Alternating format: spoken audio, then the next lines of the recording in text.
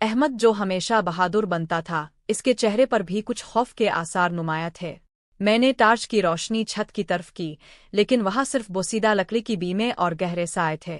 آواز بند ہوئی تو ہم نے سکون کا سانس لیا، لیکن یہ سکون زیادہ دیر برقرار نہ رہ سکا۔ اس بار ایک کھڑکی کے شیشے پر ہلکی سی کھٹ کھٹ کی آواز آئی، بالکل ایسے جیسے کوئی اپنی لمبی ناخنوں سے شیشہ کھرچ رہا ہو۔ ہم سب نے یک ٹک کھڑکی کی طرف دیکھا۔ کھڑکی کے باہر کالی رات تھی اور کچھ بھی دکھائی نہیں دے رہا تھا۔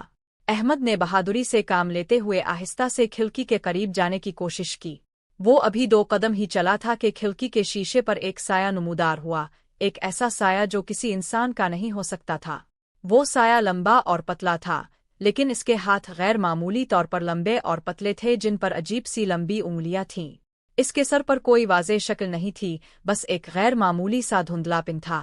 سب سے خوفناک چیز یہ تھی کہ اس کے بازو اتنے لمبے تھے کہ وہ کھڑکی کے دونوں طرف پھیلے ہوئے تھے، اور اس کے پنجے جو بھی وہ تھے، شیشے پر ایسے چپکے ہوئے تھے جیسے وہ اندر آنے کی کوشش کر رہا ہو۔ سلیم کی چیخ نکل گئی اور وہ فوراً پیچھے ہٹ گیا۔ احمد بھی تیزی سے پیچھے پلٹا اور ہم تینوں ایک دوسرے سے لگ کر کھڑے ہو گئے۔ ٹارچ کی روشنی اس سائے پر پڑ رہی تھی، لیکن اس کی شکل مزید واضح ہونے کی بجائے وہ روشنی کو جذب کر رہا تھا، جیسے وہ کوئی سایہ نہیں بلکہ تاریکی کی مجسم شکل ہو۔ آواز دوبارہ شروع ہو گئی، لیکن اس بار چھت سے نہیں بلکہ ہمارے بالکل سامنے، کھڑکی سے۔ کھٹ کھٹ کی آواز اب کھرچنے اور رگڑنے میں بدل چکی تھی۔ ہم دیکھ سکتے تھے کہ شیشے پر گہرے خراشیں نمودار ہو رہی تھیں، جیسے کوئی تیز دھار چیز اس پر چلائی جا رہی ہو۔ اچانک ایک لکڑی کا پتاخہ ہوا اور کھڑکی کا ایک حصہ اندر کی طرف کھل گیا۔ سرد ہوا کا جھونکا ہمیں چھو کر گزرا اور اس کے ساتھ ہی ایک سوانح بھری بو پورے کمرے میں پھیل گئی۔ وہ ایسی تھی جیسے گلے سڑے گوشت اور مردار کی ہو۔ احمد نے ہمت کر کے ٹارچ کی روشنی کھلے ہوئے حصے میں ڈالی۔ روشنی میں جو چیز نظر آئی، اس نے ہماری روحوں تک کو ہلا دیا۔ کھڑکی کے باہر ایک کالی سی شکل جھکی ہوئی تھی، اس کی آنکھیں چمکتی ہوئی سرخ انگاروں جیسی تھی۔ اس کا جسم غیر متناسب تھا، لمبے پتلے بازو، خمیدہ کمر، اور اس کے چہرے پر جو کچھ بھی تھا وہ کسی انسان سے مشابہت نہیں رکھتا تھا۔ وہ بس ایک بھیانک مسکراہٹ کے ساتھ ہمیں گھور رہا تھا۔ بھاگو، احمد چلایا۔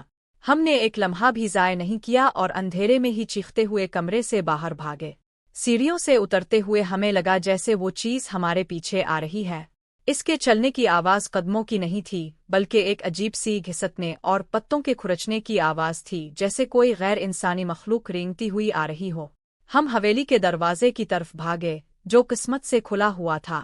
جیسے ہی ہم باہر نکلے اور دوڑنا شروع کیا، پیچھے سے ایک زوردار چیخ کی آواز آئی، ایک ایسی چیخ جو کسی بھی جاندار کی نہیں لگتی تھی۔ وہ آواز پوری حویلی میں گونجی اور ہمیں لرزا کر رکھ دیا۔